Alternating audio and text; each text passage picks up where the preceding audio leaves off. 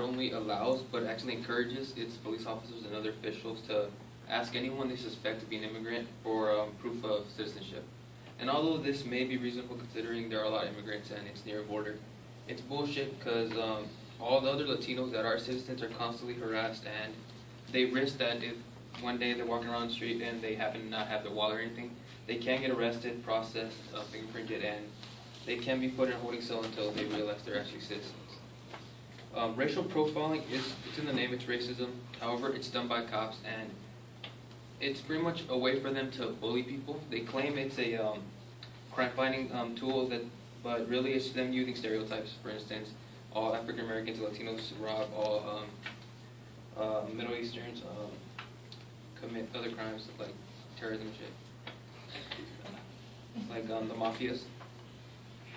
And I'm going to go over why racism is different from racial profiling, how racial profiling is worse. I will give examples of past racial profiling, and I will talk about how it's important, why it's important for you to know about it. First of all, because racial profiling involves cops, it's a lot more dangerous because they have weapons, and if they feel like they will get away with it, they will use them. Like, for instance, Trayvon Martin, he didn't do anything, and he was killed. And it wasn't even a cop, it was a neighborhood watchman. Aside from their weapons, they're protected. If you hit a cop, you will go to jail. If you piss them off, you will go to jail. They have the power. All they need is the slightest motive, and they will arrest you.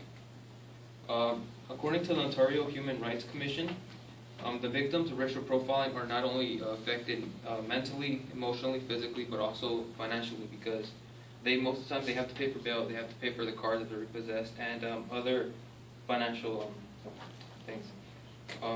Now that I've talked about why racial profiling is worse than racism, I will talk about, I'll give examples of past events.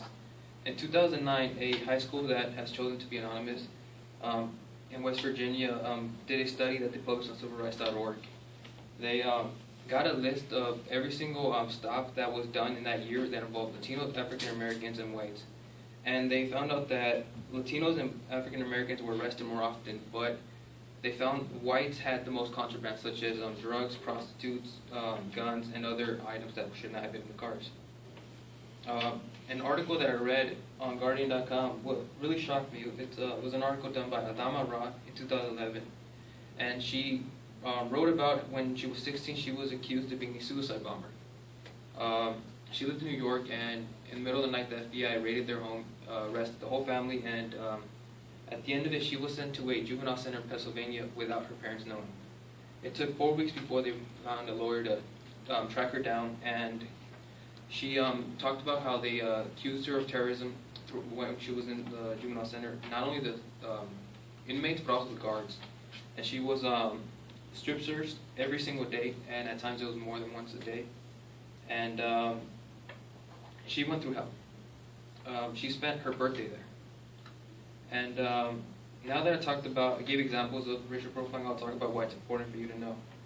First of all, you always have to be prepared for everything, and you should know that you should never resist a cop, no matter what. Don't resist them physically or verbally, because you will get in trouble. And just be ready and be careful. Protect yourself and protect your family.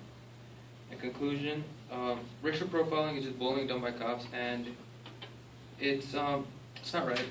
There are ways to prevent it. There's actually a petition going on right now online where they're trying to pass a bill that's going to make racial profiling illegal. So try to find it and sign it. And as I was writing this and researching it, I started thinking, if you can't trust cops who are paid to protect you, who can you trust?